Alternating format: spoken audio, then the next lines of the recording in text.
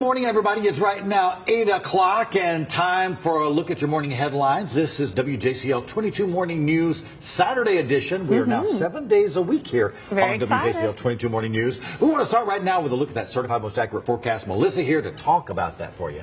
And it is a beautiful one, Chris. I'm excited to kick off the morning show, especially with a forecast like this. Take a look at the radar right now. We do have a few clouds outside, but plenty of sunshine. Notice that wind. It's not out of the northeast for everyone yet, but you can see from Charleston down that is going to be the case as we go into the weekend. Those winds are going to start coming out of the northeast because of what's called a backdoor cold front. Now, that cold front will bring a bit of a cool down. You probably haven't noticed it yet, though, when you step outside. Some folks in South Carolina, rather, close to that 70-degree mark, 67 there in Hampton, even at Hilton Head in the upper 60s. You get into Georgia, we're a little bit cooler. We're in the upper 50s, some low to mid 60s, but through the day, we will get back into that 70-degree range, so not as warm as we were yesterday, but still warmer than average. You look at that weekend planner, those clouds are going to be increasing from today into tomorrow. Those temperatures will rise again, Chris, but so are the rain chances. And those rain chances, they're going to be ramping up as we head into next week. And those temperatures going to be taking a big dip. Now, the question on everyone's mind, how long will these cooler temperatures last? And what's the rain looking like for next week? We'll have a full look at your certified most accurate forecast here in about 10 minutes.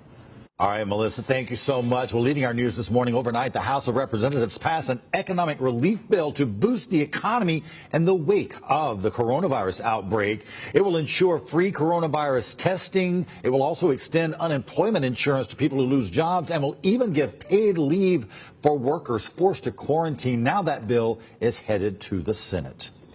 Well, 46 states across the U.S. now have confirmed coronavirus cases. That is more than 2,000 cases in all. So far, 48 people in the U.S. have died from coronavirus. Well, 42 of those cases are in Georgia. Health leaders say nearly half of those Georgia patients are over 60, but so far only one Georgian has died from coronavirus. And in South Carolina, there are now 7 confirmed cases of coronavirus, plus 6 more possible cases. And South Carolina this morning is under a state of emergency. Governor Henry McMaster made that declaration yesterday. He is also now ordering schools in some counties to close to help stop the spread of the virus. Effective immediately, I've ordered the following. Schools in Kershaw and Lancaster counties to be closed Monday, March 16th and remain closed for a minimum of 14 days.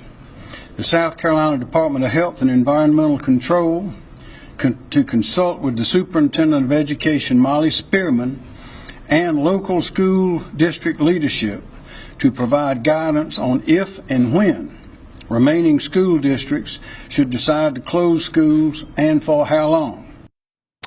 Well, that state of emergency declaration will let South Carolina now access federal money to help deal with the coronavirus outbreak and will also give the governor more power to override certain laws to help protect people from that virus. Well, today, Georgia Governor Brian Kemp is declaring a public health emergency. This is Georgia's first ever public health emergency. He's also calling a special legislative session to start at 8 o'clock Monday morning over coronavirus and that crisis. Well, thousands of people are in Savannah this weekend, despite the city having canceled this year's St. Patrick's celebrations. WJCL's Daniel Robinson joins us live right now from Savannah's River Street with how those folks are passing their time and how they still today have a chance to celebrate Irish heritage. Good morning, Daniel. Hey, Chris, good morning. Even with Savannah's St. Patrick's Day events being postponed, it didn't stop hundreds of people from coming out right here to River Street last night. Go ahead and take a look at some of this video from last night. You can see a sea of green just taking over downtown Savannah. Most of the squares were packed as well. Bars and clubs remained open, tending to their out-of-town guests. An increase in police could also be seen helping manage those crowds, some even on horseback. But while Savannah's events have been canceled, Tybee Island's Irish Heritage Celebration Parade will still happen today. Tybee Island will be decked out in green for the family-friendly parade, which starts at 3 o'clock this afternoon at the Tybee City Hall and goes down Butler Avenue to Tybrisa Street. Now, Tybee Island leaders are encouraging everyone to use good judgment when you're out today, and if you are feeling sick, to stay home. Live in Savannah, Daniel Robinson, WJCL 22 News. All right, thank you so much, Daniel. Well, as of right now, Savannah-Chatham County schools will remain open, but school leaders say they do have a plan in place should they need to close them. Now, students are right now on spring break, but school leaders say they plan to use that time to clean and sanitize schools. Hand sanitizer equipment will be installed on every bus in the school district. Each bus will be cleaned and sanitized during this time period. Each school will have a top-down, surface-to-surface cleaning conducted. And school leaders are also canceling all athletic events during spring break. That includes games and practices. Well, coronavirus is forcing several local churches to rethink some parts of their worship services. Right now, none of the churches we talked to plan to cancel services, but most are discouraging handshakes and hugs. They're also making sure people have access to hand sanitizer at church. Some even setting up donation drop boxes instead of passing the offering plate. And they're asking anybody who doesn't feel well to stay home. And the Catholic Diocese of Savannah also encouraging people considered most at risk for getting coronavirus to stay home. Well, Georgia Governor Brian Kemp says the state will soon have a new quarantine space to house some coronavirus patients. It'll be in Monroe County and will include 20 housing units. The governor says this is for people who have no other way to isolate themselves from the public. Starting Monday, Savannah's Golden Age adult daycare programs will close until further notice. The city leaders say this is to protect that program's clients. Savannah Technical College extending student spring break until March 28th because of coronavirus. College leaders say they will decide by then whether to keep classrooms closed and offer classes only online. Well, many Savannah College of Art and Design students are already moving out of their dorms and heading home to ride out the coronavirus threat. SCAD closed its classrooms for the rest of the spring semester. Students will now take all classes this spring online. And the coronavirus pandemic is now a national emergency. President Trump laid out his plan to fight the outbreak in America. Daryl Forges is at the world's busiest airport in Atlanta with the latest on that. Daryl? The action I am taking will open up access to up to $50 billion.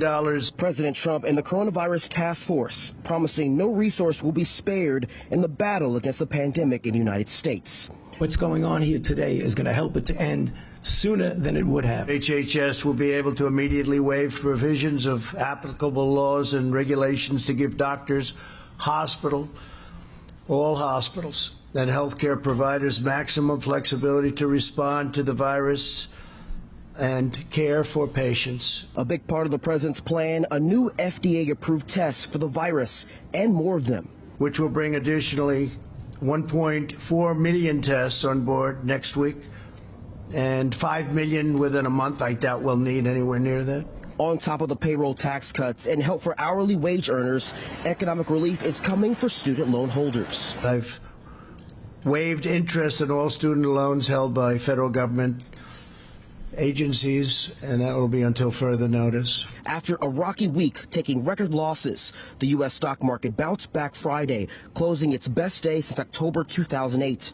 Meanwhile, the partial travel ban for people traveling to the U.S. from Europe goes into effect, and restrictions might get tighter by adding the U.K. So we may be adding that, and we may be adding a couple of others, and we may frankly start thinking about taking some off.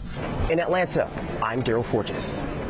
Well, thank you for that report. And a reminder this morning, be sure to keep an eye on the bottom of your television screen. We are constantly updating information regarding coronavirus closures, cancellations, and much more. You can also get, of course, the most up-to-date information on our website, WJCL.com, and when you download our free WJCL 22 News app.